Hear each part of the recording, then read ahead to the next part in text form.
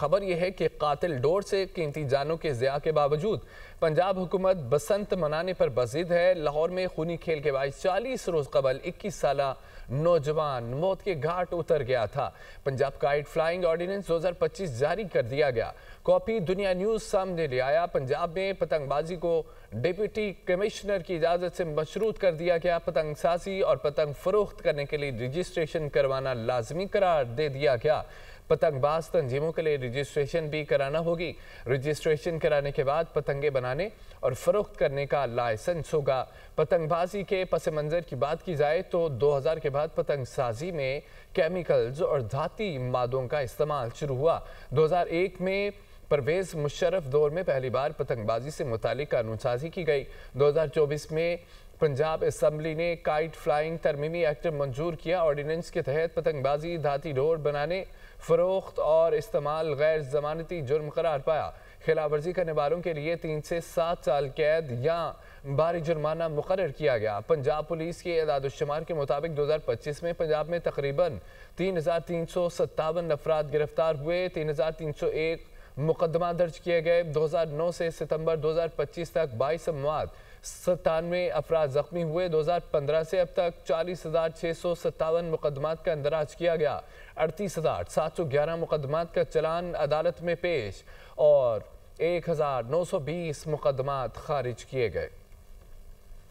Parliament के मुश्तरका इजलास से कौमी कमीशन बराए हकूक़ अक़लियतां बिल 2025 सक़त राय से मंजूर कर लिया गया। 160 अरकान ने तहरीक की हिमायत की, 79 ने मुखालफत की। पार्लियामेंट के मुश्तरका इजलास से कौमी कमीशन बराए हुकूक़ अक़लियतां बिल 2025 कसरत राय से मंजूर। पीपल्स पार्टी के कादिर पटेल की मुखालफत ऐवान से चले गए। सेनेटर अब्दुल कादिर और एमल वली खान ने भी बिल की मुखालफत की। दोबारा मैं कहता हूँ, पहले भी कह चुका हूँ, ऐसा कोई फ्लड गेट ना खोलें कि मेरे आकाए नामदार की हुर्मत पे कोई सवाल उठे। खुदा के वास्ते ये आइडिया कंसीव किया जाए। मैं मौलाना साहब की बात को फुल सपोर्ट करता हूँ। मोहम्मद व आले मोहम्मद की नामूस पर ना कोई सौदेबाजी होगी और ना कोई अमेंडमेंट हम होने देंगे सर। अपोजिशन पार्टी से शदीद नारेबाजी की। अपोजिशन की शदीद नारेबाजी के बाद स्पीकर और वज़ीर कानून ने हेडफोन लगा लिए। इस मौका पर वज़ीर कानून आज़म नज़ीर तारड़ का कहना था कि यह अक़लियतों के हुकूक का बिल है। कैदी नंबर 804 को कुछ नहीं होगा। ये इंतहाई अहम कानून है। अक़लियतों की तारीफ की वजाहत कर दी गई है। हम कुरान और सुन्नत के मुनाफी ना हमारा आइन इजाजत देता है, ना कानून इजाजत देता है, ना हमारा ज़मीर इजाजत देता है कि कोई ऐसी तजवीज़ हम लेके आए। अक़लियत का मतलब पाकिस्तान में गैर मुस्लिम है, कादियानी गैर मुस्लिम हमारी नज़र में है। सियासत बराए सियासत ना करे। उसके बाद ये 6 साल से यहाँ पे बड़ा बिल है। कैदी नंबर 804 को कुछ नहीं होगा। नायब वज़ीर आज़म इसहाक़ डार ने कहा कि अक़लियतों के हुकूक के कौमी कमीशन के मामले को गलत रंग देना अफसोसनाक है। खत्म नबूवत जैसे हसास मामले पर सियासत नहीं होनी चाहिए। हुकूमतें आनी जानी हैं, ये किसी की विरासत नहीं। मैं समझता हूँ कि ऐसे सेंसिटिव मामले के ऊपर हमें सियासत में उलझाना, तकरीर शुरू करनी खत्म नबूवत और फिर कहना रिहा करो रिहा करो। अगर किसी कानून में कोई बेहतरी लानी है, अगर आपने किसी आईनी को तरमीम और बेहतरी लानी है तो हम हर वक्त हाजिर हैं। तो मेरा हमें ऐसी चीज़ों को, सेंसिटिव चीज़ों को, इसको सियासत की नज़र नहीं करना चाहिए। सरबरा JUI मौलाना फजल रहमान बोले, क़यामत तक मशवरे का रास्ता खुला रहेगा। अच्छी बात है, नई तरमीम आए तो इस पर मशवरा हो, कोशिश की जाए कि आइन मुतनाज़ा ना हो। अक़लियतों के हुकूक के लिए हम सबकी सोच एक जैसी है। आप इस तरह का कानून क्यों लाते हैं जिससे कल कोई गलत फायदा उठाए? अगर कोई ऐसी नई चीज़ आए, नया मसला सामने आए तो उस पर क़यामत तक मशवरे का रास्ता खुला रहेगा। और आइन कानून का एहतराम हम सब के ऊपर बराबर का, यानी एक उसका एहतराम वाजिब है। ये अच्छी बात होती है कि कोई आइनी तरमीम आए तो उस पर मुशावरत हो। आप इस तरह का कानून क्यों लाते हैं कि जिससे कल कोई गलत फायदा उठाए? अल्लामा नासिर अब्बास ने कहा कि मुल्क में अपोजिशन के लिए सांस लेना भी मुश्किल हो गया। पार्लियामेंट का मुश्तरका इजलास हो रहा है लेकिन अपोजिशन लीडर ऐवान में मौजूद नहीं। ये कोई तरीका नहीं कि ऐवान में अचानक से बिल पेश कर दिया जाए। पूरी अपोजिशन बिल की मुखालफत कर रही है। अपोजिशन के लिए सांस लेना भी मुश्किल किया जा रहा है। लोगों को हुकूक नहीं मिल रहे। आपके ज़ेर सदारत ये इजलास हो रहा है, यहाँ कोई अपोजिशन लीडर नहीं है। ये कोई तरीकाकार नहीं होता कि अचानक आए और यहाँ बिल दे दें आप लोग। मेरी गुजारिश ये है कि जितनी भी कानून साजी हो रही है, जो मैंने देखा है, उजलत में होती है, जल्दबाजी में होती है, जिसमें इबहाम होता है, वो नहीं आगे बढ़ सकता। कौमी कमीशन बराए हुकूक के अक़लियता बिल 2025 की शिकवार मंजूरी ली गई। बिल से शिक 35 हज़फ कर दी गई। वज़ीर कानून आज़म नज़ीर तारड़ ने शिक वापस ले ली। JUIFA की जानिब से तरमीम आलिया कामरान ने पेश की। शिक 35 हज़फ करने की तरमीम कसरत राय से मंजूर कर ली गई। मकसद यही था कि 35A को ओमिट कर दिया जाए। सर जी यही कर दिया उन्होंने, अभी हमने करा दिया है। शुक्रिया जी। वज़ीर-ए-आज़म के मुशीर राना सनाउल्लाह का कहना है कि 28वीं तरमीम पर बात हो रही है। सूबों में फंड्स की तकसीम, आबादी और बल्दियाती इंतखाबात जैसे मसाइल भी ज़ेर गौर हैं। प्रोग्राम दुनिया महर बुखारी के साथ में गुफ्तगू करते हुए उन्होंने कहा कि टेक्नोक्रेट सिस्टम के हवाले से कोई ऑप्शन मौजूद नहीं है, ये सिर्फ बातें फैलाई जा रही हैं। राना सनाउल्लाह का ये भी कहना था कि बानी PTI को जेल में बेहतरीन खाना मिल रहा है। उनका TV और अखबार बंद होने की खबरें भी गलत हैं।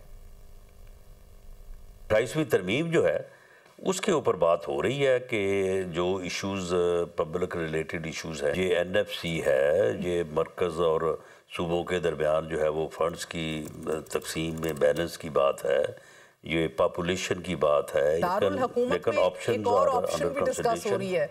मैंने कहा आपसे पूछ लूं कि आपके कानों पे तो नहीं पड़ी एक टेक्नोक्रेटिक सेटअप की ऑप्शन भी है? नहीं, ऐसी कोई बात नहीं है। 28वीं तरमीम जैसी कोई बात है? ये सिर्फ ऑप्शन, ये ऑप्शन जो है ना, ये फॉर डिस्कशन जो है ना, इसको फ्लोट किया जा रहा है, ऐसी कोई ऑप्शन नहीं है। जेल में उनको सुबह लेविश, अब मैं डिटेल में नहीं जाता, अच्छा नहीं लगता बंदा ऐसी बात करता, उन्हें बेहतरीन नाश्ता तैयार होके आज सुबह बाकायदा डॉक्टर पहले चेक करता है, उसके बाद वो नाश्ता फरमाते हैं सुबह 9 साढ़े 9 बजे।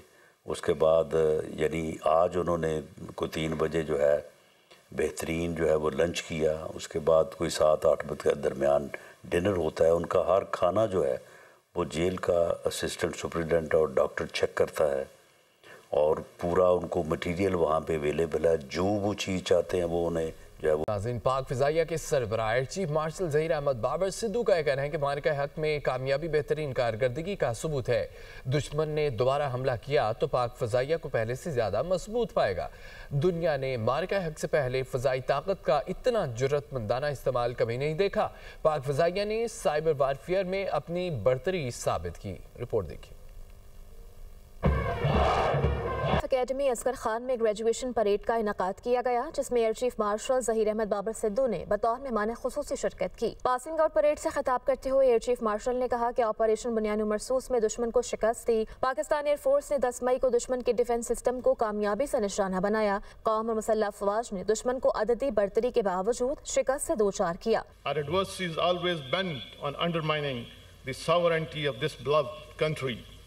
The recent conflict in May this year is also a manifestation of the same. Alhamdulillah, in a remarkable show of unity, the people of Pakistan and its armed forces defeated the enemy with far greater numerical might. The world was stunned to witness the superb execution of Pakistan Air Force operation. Air chief marshal Zaheer Ahmed Babar Sidhu ने कहा कि तीनों अफवाज की हम आहंगी, जारहाना फैसला साजी field marshal की क़यादत का नतीजा है। हालिया तसादुम ने जदीद दौर की फ़ज़ाई लड़ाई के लिए एक निसाबी मिसाल कायम की। अहद करते हैं मुल्क की सालमियत पर कोई आंच नहीं आने देंगे। On the fateful night between 6th and 7th May, when Pakistan's sovereignty was challenged by the aggressor, PF upheld the legacy of fighting outnumbered and shot down the enemy's most modern and capable aircraft, including multiple Rafale jets on 10th May with Pak Army with a paralyzing punch and stuck their bases beside neutralizing state-of-the-art defense system, S-400 and command and control centers. Let me make it clear, if our nation's sovereignty is challenged, our adversary will find Pakistan armed forces even harder and better prepared. Passing out parade में 151 GDP, 97 engineering और 108वीं air defence course के cadets ने हिस्सा लिया। Navigation alpha, admin and special duties और 11 logistic course के cadets भी शामिल। कॉम्बैट सपोर्ट और 98 EC रॉयल सऊदी एयरफोर्स के कैडेट्स भी पास आउट हुए।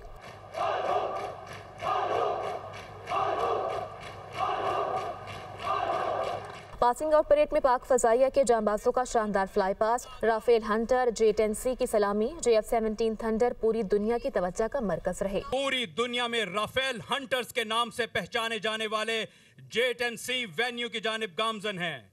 इस फॉर्मेशन की कयादत विंग कमांडर बिलाल रजा सितारे जुर्रत कर रहे हैं। कोबरास की जानिब से सलामी का जानदार अंदाज।